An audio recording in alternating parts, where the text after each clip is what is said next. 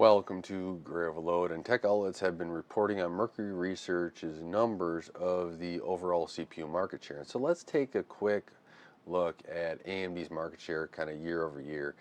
In the desktop section, they're about 4% higher, and then mobile, they're at about 3% higher. And then on the server market share, they're about 4.5% higher. So overall, they're gaining market share at least a little bit clip every single year, and it's difficult to get market share, especially outside of the DIY market, because DIY, right? We are informed. We're watching the CPU market. We're kind of knowing, especially right now, where if you're going for that high-end gaming build, there's really one area you can go to right now. Intel's not playing strong in that area. And on the OEM side, right, it takes OEMs years to build up these avenues to AMD and Intel, and contracts, everything else. So there's a lot of ingrained stuff, and a lot of these people go through and continue to do the exact same thing year after year. These IT administrators are buying a bunch of laptops at the same bulk, specs, and you go from there. So it's really difficult to really dive in and just break into a market. So mobile's been, I think, Intel's biggest stronghold, right? They do not want to go through and let that market go anywhere. So that's one of the biggest, one of the hardest ones to go through in trying to gain some market share, right? So AMD being at like 28% in the desktop, 22.5 in the mobile, and then 27.2 in the server market has been a huge progress over where they were, right? Before Zen, it was really going down really hard. In fact, AMD was on the, a lot of people were talking about the brink of their company. So being able to go through and actually see something, well, show something, there we go, progress in that manner has been a huge accomplishment I see on an AMD side. Now, looking at this, Moore's Law is Dead had a video out. He's been done Zen 7. There's also been Zen 6 stuff out, which are the next generations here. So he's giving tidbits out. And one thing I'm getting from those videos, I take rumors as in we'll see once the product gets there, but it's fun to go and see what these companies are developing, is that AMD's not slowing down. AMD's still pushing forward, and it looks like we're not going to have that where we were at one point, which is just sitting on 4 cores and a little bit of IPC improvement. We're actually going to get some stuff pushed forward so that we can actually continue to grow on the platform that they developed, the Zen platform, and get better products each generation. And I like to see that. I don't like to just see a 5-10% increase of IPC, same core count. I like to see companies pushing it forward even when there's no competition. We saw that from NVIDIA for many years, and they still do that now. Granted, they charge a lot of money for that innovation now, where it's not really just innovation, it's just a price increase for something faster. But it is one thing I appreciate that companies do, instead of just sitting there and saying we can get away with it because that's where we're at. And AMD's not in a market dominant position, as you said. We're still underneath 30% across these groups. So until they get to 40%, I hope that they continue to push really hard, because at 40%, who knows what the market looks like then.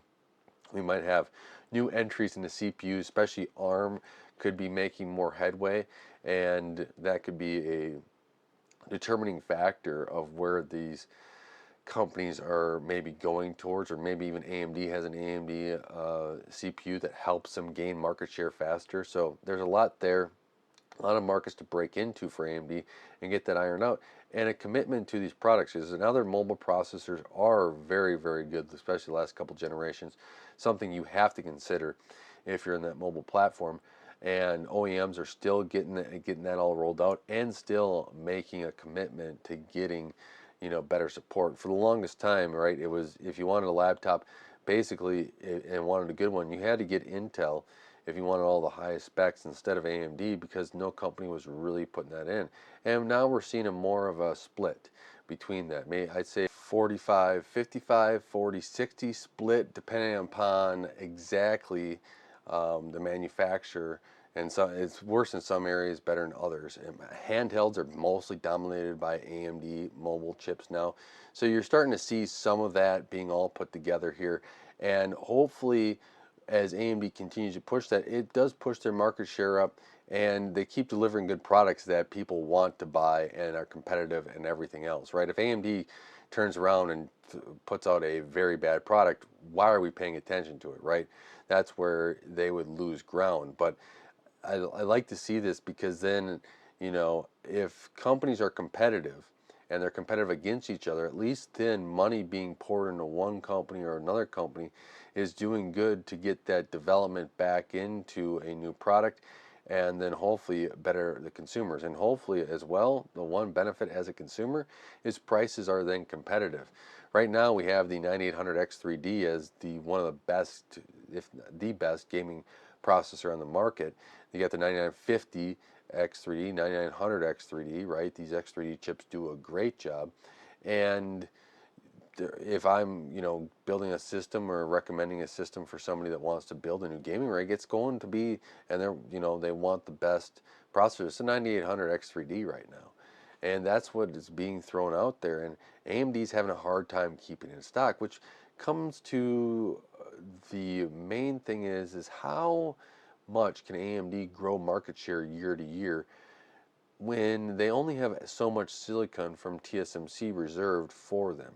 And I think this is where, while I don't know where the demand is exactly at AMD, right? I'm not sitting behind the desk, so we don't know exactly all it is. We just know that there's a lot of sold out stuff right now, a lot of sold out X3D chips, a lot of sold out processors from AMD. Um, their GPU side is being sold out a lot, and they have orders at TSMC for X amount. Now, this is where Intel has had that advantage for a while, but we've even seen with Intel here, they've had a little bit of an issue where they're buying from TSMC too, and they couldn't get their uh, Battlemage GPUs and keep them at MSRP. Now, maybe that was planned, but that I think is TSMC is so popular right now for cutting edge stuff because they are cutting edge, right? Samsung's trying to compete with them, and there's even been talk with like a Japanese semiconductor company, and then a new Korean a Korean semiconductor company as well, as if I read that correctly. So they're starting to see that there is a need to have more semiconductor in the world here and manufacturers. But Intel, right, already has a lot of this stuff. But I think the CEO came out of Intel and said by 2027 or in 2027 they want to be profitable. So about 2 years, 18 months uh, out from doing that. So can they get there? Because I think Intel would then bring back some of their advantage, right? If they can fill up the capacity, maybe even have a couple of customers that want to manufacture there and bring that. I think they could be very profitable on just manufacturing side of things, even especially if they can fill it up with their own products, their GPUs and CPUs, and they're competitive enough to sell through. I think Intel has a great advantage, maybe even to stave off some of the AMD surge in market share, especially if they have a good product that people want.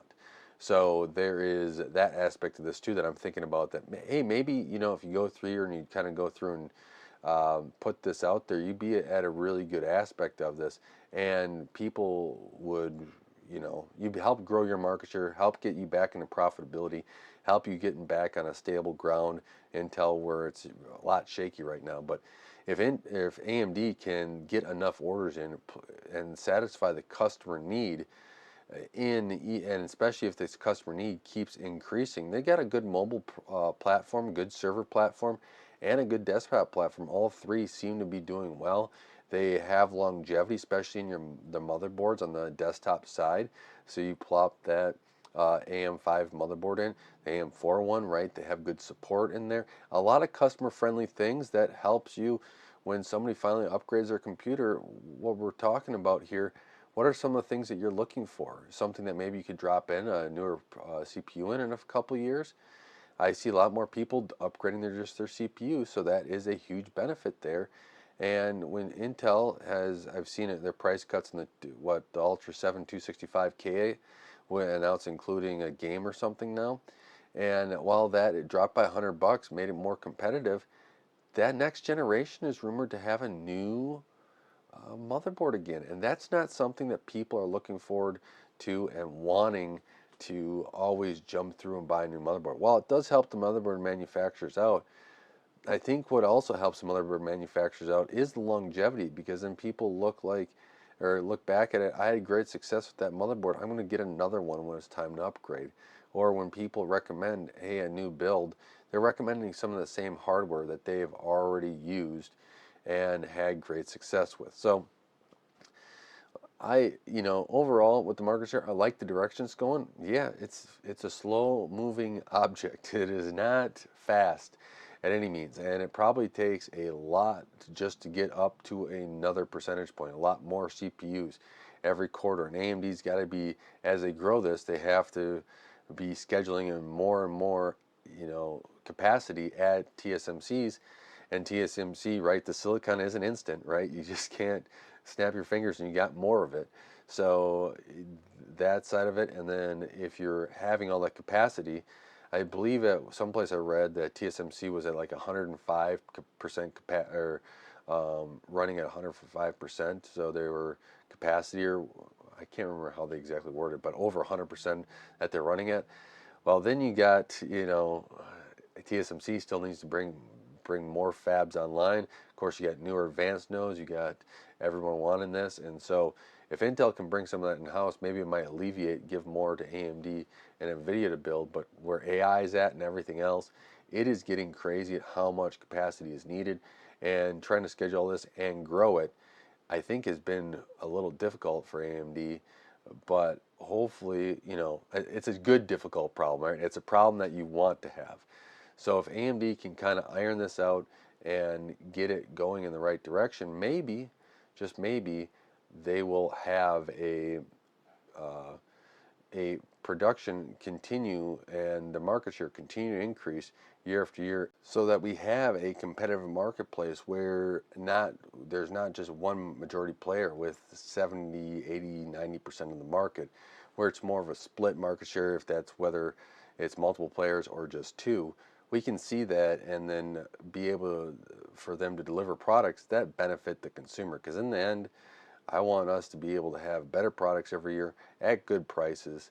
And if we can do that, or if companies can deliver that because they have a competitive landscape, because they delivered the products to grow their market share, because, they had good products to level out the, landscape, that'd be good to see. So with that, thank you so much for watching, supporting Grow Overload. I really do appreciate it. Sorry I didn't get a lot of videos out this week.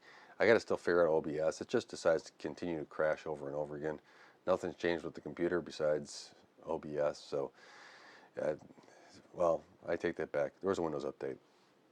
So I'm leaning towards something there. But I do appreciate all the support helping this channel grow.